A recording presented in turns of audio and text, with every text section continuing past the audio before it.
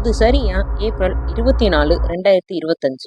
ஹரியானா மாநிலம் ஃபரீதாபாத்தில் உள்ள பல்லா போலீஸ் ஸ்டேஷனுக்கு ஒரு 50 வயது மதிக்கத்தக்க ஒரு நபர் வந்து தன்னோட பொண்ணு காணாமல் போயிட்டா, அவன் மாமியார் வீட்டிலிருந்து அவள் ஓடி போயிட்டான்னு சொல்கிறாங்க அப்படின்னு சொல்லி அழுதுகிட்டே ஒரு கம்ப்ளைண்ட் கொடுக்குறாரு. போலீஸ் இதை கொஞ்சம் கூட பெருசாக எடுத்துக்காம விட்டுறாங்க. போங்க, அவங்க பொண்ணு எப்படியாச்சும் வீட்டுக்கு வந்துடும் அப்படின்னு சொல்லி அனுப்பியிருந்திருக்காங்க. அவருக்கு என்ன செய்யறதுன்னு தெரியாம அழுதுகிட்டே வீட்டுக்கும் வந்திருக்காரு.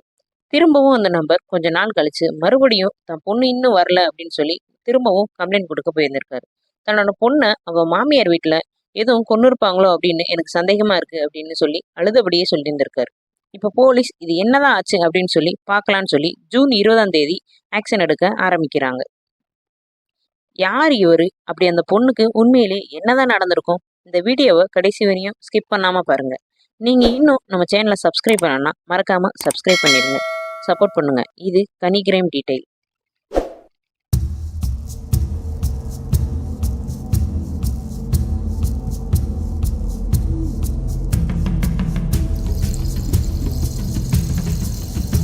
உத்தரப்பிரதேசம் ஃபெரோஷாபாத் மாநிலத்தில் உள்ள சிவபாத்தை சேர்ந்தவர் தான் தன்னுகுமார். இவங்களுக்கு வயசு 25 ஆகுது. இவங்களுக்கும் ஹரியானா மாநிலம் ஃபரீதாபாத்தில் ரோஷன் நகரில் வசிக்கிற அருண் சிங்குக்கும் ஜூன் 2023 மேரேஜ் நடக்குது.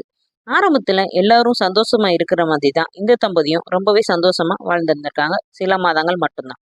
அதுக்கப்புறம் அருணும் அருணுடைய அம்மா அப்பாவும் சேர்ந்து வரதட்சணை கொடுமை பண்ண ஆரம்பிச்சிட்டாங்க. தன்னுவை வரதட்சணை கேட்டு தினம் தினம் தன்னுவை டார்ச்சர் பண்ணியிருந்திருக்காங்க.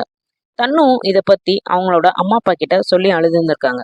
அவங்களும் பெரிய வசதியெல்லாம் இல்லை, அதனால எல்லாமே கொஞ்ச நாள்ல சரியாயிரும், கொஞ்சம் பொறுத்து போ அப்படின்னு சொல்லி தன்னுவை சமாதானம் பண்ணிட்டு இருந்திருக்காங்க. இது பாத்தீங்கன்னா ஒரு கட்டத்துக்கு மேல எல்லை மீறி போக ஆரம்பிக்குது. தன்னு வேற வழி இல்லாம கொஞ்ச நாள் அவங்க அம்மா அப்பா வீட்டுல போய் தனியா தங்க ஆரம்பிக்கிறாங்க. இப்படி இருக்கும்போது கூட அவளை நிம்மதியா விடாம வரதட்சணை கேட்டுக்கிட்டே தான் இருந்திருக்காங்க. ஆட்களை கூட்டி பஞ்சாயத்து பண்றது, கோவில்ல வச்சு பேசுறது அப்படின்னு சொல்லி தொடர்ந்து ப்ரெஷர் பண்ணிக்கிட்டே தான் இருந்திருக்காங்க தன்னுவை. இப்படியே கிட்டத்தட்ட ஒரு வருடமும் கடந்த நிலையில அருண் ஃபேமிலி திரும்பவும் வந்து தன்னு வீட்டுக்கு போய் மறுபடியும் தன்னுவை வீட்டுக்கு வர சொல்லி இருந்திருக்காங்க. தன்னுவும் இவ்வளோ நாள் ஆயிடுச்சு, சரி கண்டிப்பா இவங்கெல்லாம் கொஞ்சமாச்சும் மாறி இருப்பாங்க அப்படின்ற நம்பிக்கையில மறுபடியும் அருண் கூட போய் வாழ ஆரம்பிக்கலாம் அப்படின்னு நினைக்கிறாங்க. ஆனா நாய் வாழை எப்படி நிமித்த முடியாதோ அதே மாதிரி இந்த மாதிரி ஆட்களையும் மாத்தவே முடியாது. திரும்பவும் தன்னுவை கொடுமைப்படுத்த ஆரம்பிச்சிட்டாங்க. நம்ம இவ்வளவு கேட்டும் இன்னும் இவங்க கொடுக்க மாட்டாங்க அப்படின்ற கோவத்துல இந்த அருணோட அப்பாவான பூப் சிங் தன்னுவை கொல்லணும் அப்படின்னு நினைக்க ஆரம்பிச்சிட்டான். இந்த குடும்பம் தன்னுவை கொல்லணும் அப்படின்னு சொல்லி ஏப்ரல் 15 முடிவு பண்ணி திட்டமெல்லாம் போட்டிருந்திருக்காங்க. இதற்கு இடையில பாத்தீங்கன்னா ஏப்ரல் 20 பூப் சிங் வீட்டுக்கு முன்னாடி ஒரு 10 அடி ஆழ குழிய ஆட்களை வச்சு தோண்டியிருக்காரு. இதை பார்த்து ஏரியா மக்கள் எதுக்கு இந்த குழி அப்படின்னு கேட்டிருக்காங்க. அதுக்கு பூப் சிங் சொல்லியிருக்காரு, இது கழிவு நீருக்காக அப்படின்னு சொல்லி சமாளிச்சிருந்திருக்காங்க. இத மக்கள் பெருசாவும் ஒன்னும் எடுத்துக்கல, என்ன இந்த ஆளு அப்படின்ற மாதிரி விட்டுட்டு போயிட்டாங்க.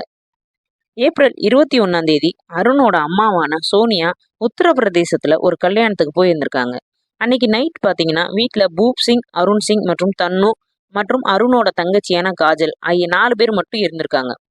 அருண் நைட்டு சாப்பாட்டுல தூக்க மாத்திரைகளை கலந்து தன்னு மற்றும் காஜலுக்கு கொடுத்திருக்கான். சாப்பிட்டுட்டு தன்னு மேல் தளத்திலையும் காஜல் கீழ்த்தளத்திலையும் தூங்க போயிருந்திருக்காங்க. அப்ப பூப் சிங் மட்டும் தன்னுவோட ரூமுக்கு மேல போய் பார்க்கும்போது தன்னு நல்ல தூக்கத்துல இருந்திருக்காங்க. தூங்கிக்கிட்டு இருந்த தன்னுவை கொலை பண்ணலாம் அப்படின்னு நினைக்கும் போது அவனோட வக்ர புத்தி வெளியே வர ஆரம்பிச்சிருக்கு. மயக்கத்துல இருந்த தன்னுவை தன்னோட மருமகள்னு கூட பார்க்காம பாலியல் பலாத்காரம் பண்றான். அப்புறம் தன்னுவோட கழுத்தை துப்பட்டாவிலே நெரிச்சு கொண்டு இருந்திருக்கான். எல்லாம் முடிஞ்ச பிறகு அருணை மேல வர சொல்லி பூப் சிங்கும் அருணும் தன்னுவோட உடலை ஏற்கனவே தோண்டி வச்சிருந்த குழியில போய் போட்டு செங்கல் மற்றும் மண்ணை போட்டு அது மேல ஒரு ஸ்கிளாப்பையும் போட்டு மூடிட்டானுங்க. ஏப்ரல் 23 அக்கம் பக்கத்தினர் எல்லாம் தன்னுவை ஒரு மனநலம் பாதிக்கப்பட்ட பொண்ணு அப்படின்னு சொல்லி ஓடி போயிட்டா அப்படின்னு சொல்லி வதந்தி பரப்பியிருந்திருக்காங்க. போலீஸ் கிட்ட போயும் இப்படி தன்னோட மனைவி மனநலம் பாதிக்கப்பட்டு ஓடி போயிட்டா அப்படின்னு சொல்லி ஒரு கம்ப்ளைண்ட்டும் கொடுத்துருக்கான் அருண். அதுக்கப்புறம் தன்னுவோட அப்பா கிட்ட ஃபோன் போட்டு உன் பொண்ணு வேற ஒருத்தன் கூட ஓடி போயிட்டா அப்படின்னு சொல்லி ஃபோனையும் கட் பண்ணியிருந்திருக்காங்க.